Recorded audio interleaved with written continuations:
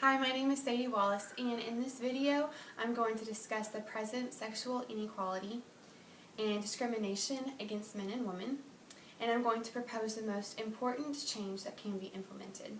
I'm going to discuss these topics using a Kantian perspective. In order to be a sexually equal society, each individual should be offered the same opportunity regardless of their sex. When sexual equality is fully achieved, both males and females will have the same expectations placed upon them for their career choice, childcare, housework, car maintenance, and anything else that may be expected. Over the years, women have been given more opportunities, like being able to work outside the home in male-dominant occupations, but there still remains to be inequalities between the sexes. These inequalities have to do with education, work, salary, and childcare. Women earn significantly less than the men who are in the same field. An article written by Ellen Wolfhorst explores the gender pay gap that currently exists in society. Right out of college, women earn 80% of what men make in the same field.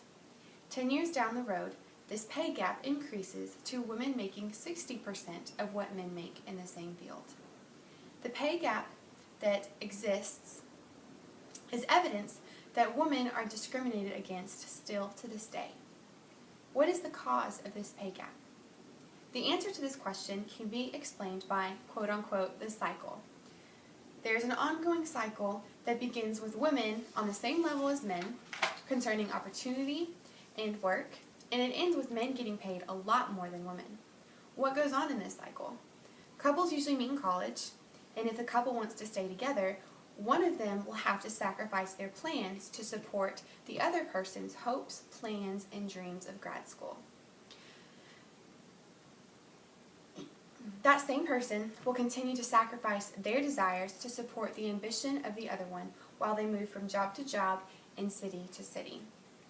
The spouse that is the one who sacrifices is usually, but not always, the woman in the relationship. Employers are more likely to hire men because women may become pregnant or may have obligations to take care of her children and her home. Therefore, men are more reliable, and the employer can trust that that man will loyally stay with the company. Because women are paid less money, they are usually the ones who leave work and stay home to care for the children. When the woman decides to get back into the workforce, she may have to start at the bottom and will not be paid what her skills and knowledge deserve. This is an ongoing cycle. To achieve sexual equality, this cycle must come to an end.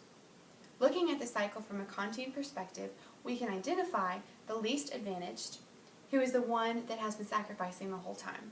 In order for the inequality in the relationship to be morally sound, the least advantaged person cannot be treated simply as a means and must benefit from the inequality in place. Having sexual equality will ensure that neither person in the relationship will be treated simply as a means. Therefore, this is what should be strived for.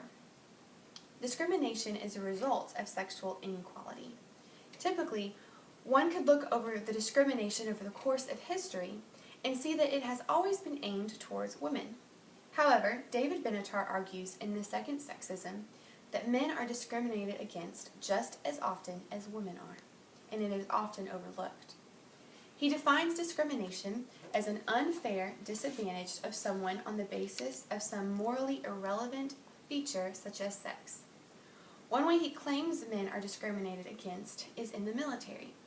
There is an expectation on men to enlist into the military. It is often seen as their duty and purpose as an American citizen. When a man gets his license, he is made to sign up for this elective service. But women are not made to sign up, and it's not even offered to them. Men are the only ones in the military that can be assigned to active combat. Active combat endangers the man's lives, while the women are not assigned to active combat and are safe at the military base doing menial work. An argument made against Benatar's second sexism is the inversion argument. This argument states that the instances of discrimination that Benatar explains are not discrimination against men, but are discrimination against women. In his defense, Benatar acknowledges that women are disadvantaged, and one way that they are is not being allowed to fight in active combat. However, Benatar says that the disadvantage that men face of being forced to fight in active combat is much worse than the disadvantage of women not having the opportunity to fight. I disagree with Benatar on this aspect of his argument, and I agree with James Sturba's argument that he made in response to Benatar's second sexism. In The Wolf Again in Sheep's Clothing, Sturba denies that there is any discrimination against men. Society is constructed to benefit men over women. In the process, there will be men that are disadvantaged, but these men are disadvantaged not simply because they are male. Rather, they are disadvantaged because of other determining factors like masculinity or class. On the other hand, women are discriminated against because they are simply female. Sturba agrees with the inversion argument against the second sexism, as do I. Men are not forced into combat or to enlist into the military. They are free to choose. There are definitely risks that come with active combat, but men are not forced into it. They can choose whether or not to fight in combat. Women are not even given the choice. They could not be assigned to active combat even if they wanted to. This restriction of only letting men fight in active combat is not discrimination against men, as Benatar claims, but it is discrimination against women. Air Force Chief General Merrill McPeak admitted before the Senate Armed Services Committee in 1991 that he would choose a less qualified man over a more qualified woman to fill a combat role. The problem is not that women aren't qualified and capable enough mentally or physically to fight in combat. Actually, it is often the opposite. Women have been just as successful and even more successful than men in different fitness tests in the military. War is viewed as masculine, and the leaders in the military want to keep the manhood of war. All of this is undeniably discrimination against women.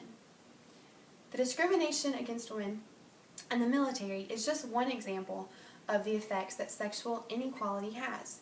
Changing norms and traditions that have been a part of society for years will be hard, but we can start with baby steps.